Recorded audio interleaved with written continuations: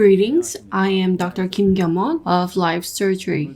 Today we're going to discuss surgery and look at a case. This is a 35-year-old male patient. The patient came to my dental clinic because the patient received implant placement 5-6 years ago in the lower left posterior area. 2 implants were placed. The pain was not extreme, however, there was discomfort and there was a lot of bleeding in the gingiva. Such discomfort led the patient to my dental clinic. If you look at the panoramic image in number 36 and 37, wide implants were placed. It's quite wide, and because of this, alveolar bone has been destroyed, especially in number 36. Peri-implantitis symptoms are observed. Number 37 thread is slightly exposed. I took CT. On the CT, if you look at number 36, on the lingual side, alveolar bone height is quite nice. However, there's a lot of alveolar bone destruction. The buccal plate has been resorbed completely. There's quite a significant peri-implantitis. If this is left alone, even more alveolar bone destruction will result, and in extreme, lingual plate may be lost as well. In number 37, the lingual plate is okay. However, you can see that thread is partially exposed on the buccal side. On the coronal and sagittal section, you can see, especially around the buccal side, the alveolar bone is being resorbed. The implant diameter is approximately 7 mm. It's quite wide. It's over 6 millimeters for sure. This is from a different company. In the past, people tended to place the wide implants when doing immediate implant placement. There was quite a lot of alveolar bone, and a wide implant of 7 mm was placed. However, in the end, the alveolar bone became destroyed and resorbed. That can be observed here. I think it is best to remove them. This is the clinical image. If you look over here, in the case of number 37 on the occlusal view, the porcelain is chipped, gingiva looks quite swollen, and you can see it bleeds even upon slightest touch. When I remove the superior prosthesis as shown around the implant, you can see that there's quite a lot of inflammation in the gingiva. This was cementation type. When these are removed, I suspected that there would be significant bone defect and bone graft would be necessary. In such a state, because there's a lot of inflammation around the gingiva, it would be difficult to close and the conditions would not be ideal, and therefore I removed the abutment so that the inflammation could be mitigated. Once abutment is gone, I thought that it would help with alleviating the inflammation. After that, I decided to perform the surgery. At the time of surgery, I only filmed and I don't have any image. This is how the implant was removed. This is number 36 and 37 from top and on the buccal side. You can see that it has been completely exposed. In the case of number 36, on the lingual side, thread was quite exposed. Because there was granulation tissue, it was not in contact with the bone. In the case of number 37 on the lingual side, there was still quite a lot of alveolar bone left. This is the panoramic x-ray after implant removal. I'm going to talk about it during surgical video. However, as you can see, there's a huge defect after implants were removed. Bone graft has been done. In the bottom where it is in contact with the alveolar bone, I used allograft so that bone formation can be encouraged. Freeze-dried bone graft was used for bone graft. The Sure-Os was used on top of it because there was a lot of alveolar bone resorption on the buccal side. In order to maintain volume, I used AOS, a bovine bone, a xenograft. I did layer graft, and on top, because there was inflammation on the gingiva, I used OSSTEM and completed the surgery. If you look at the panoramic image, in the area where implants were removed, you can see that bone graft has been done on the CT in number 36. Lingual plate is still there. We need to remove now in order to maintain the lingual plate height. In the bottom, I used allograft, and on top, I used bovine bone for bone graft, and OSSTEM was used for coverage. Socket preservation was done.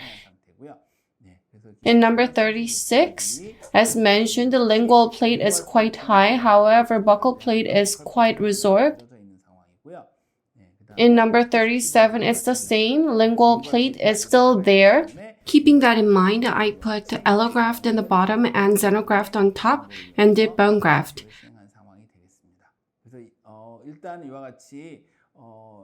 Implant placement after removal was not up for consideration and bone graft was done.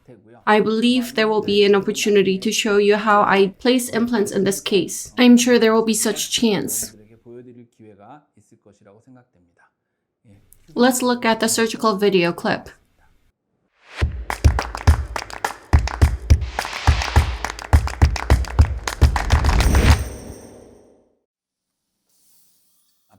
As mentioned, soft tissue healing was done. Inflammation has somewhat died down.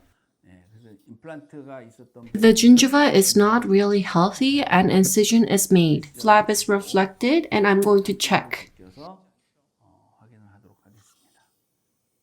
It was covered with soft tissue. If you take a look at number 37, implant is slightly exposed. In the buccal side, in number 36, around the implant, as I do curette all the granulation tissue, you can see that the implant becomes exposed. I'm going to use elevator for extraction and check whether luxation is possible. I tried elevation. When implant is removed like this, in the case of lower, it is very difficult to remove implant which was osseointegrated. This is wide implant. The alveolar bone is quite wide, and this is the same with extraction, but the fulcrum area is quite wide for the elevator to go in.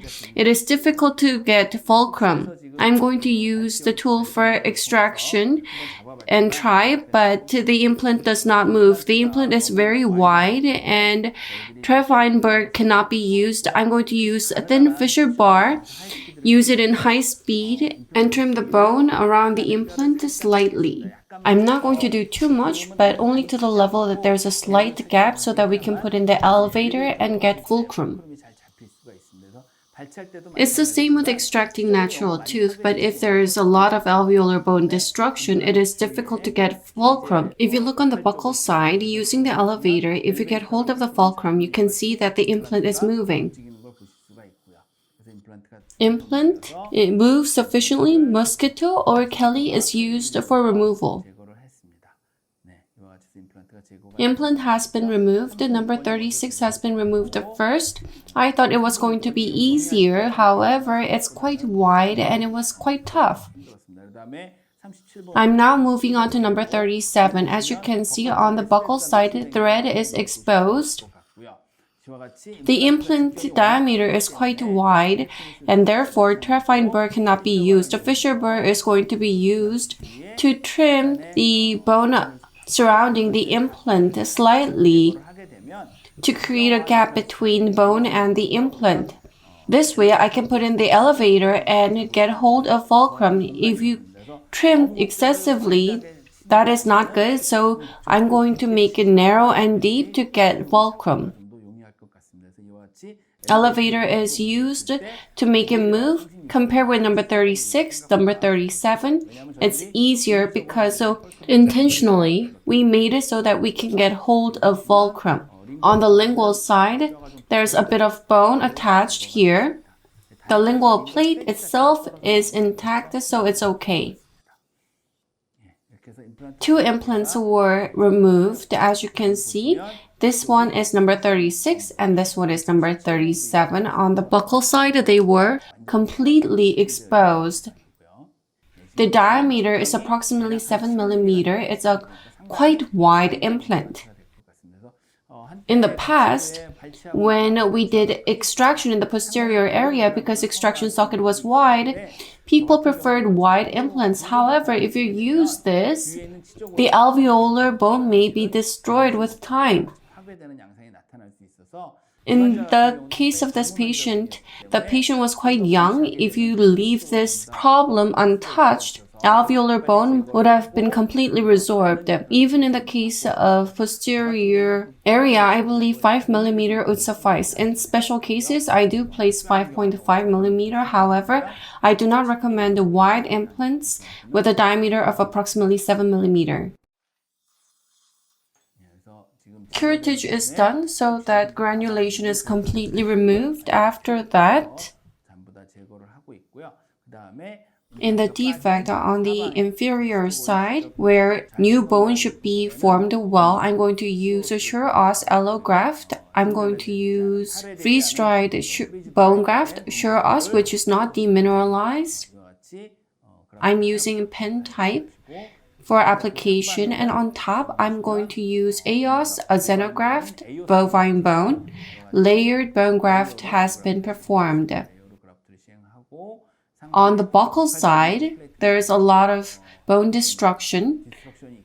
OS guide is going to be used. A collagen membrane is going to be used for coverage, and suture is going to be done. As for OS guide, you need to irrigate it sufficiently and then adapt it, because if you use it in a dry state, if it is in contact with the saliva, biofilm can be formed. OS guide is used for coverage. I'm going to use 2 OS guides because they're rather wide. I'm going to layer it and cover it and then do suture. I'm suturing the mesial side first.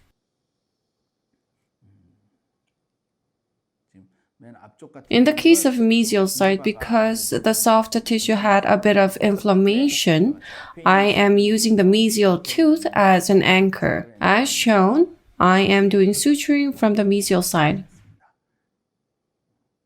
And after that, on the distal side, you can suture as you do a general extraction socket, figure of 8, or interrupted suture can be used. After removal of implant abutment, the gingiva has healed somewhat. However, there's still a bit of inflammation, so it's not very healthy looking. Suture is done as shown.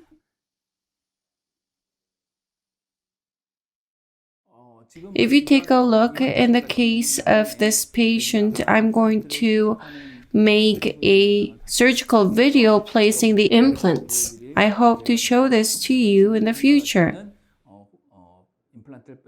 I'm going to use one guide and place diameter 5 millimeter implants in the said area. Thank you for watching.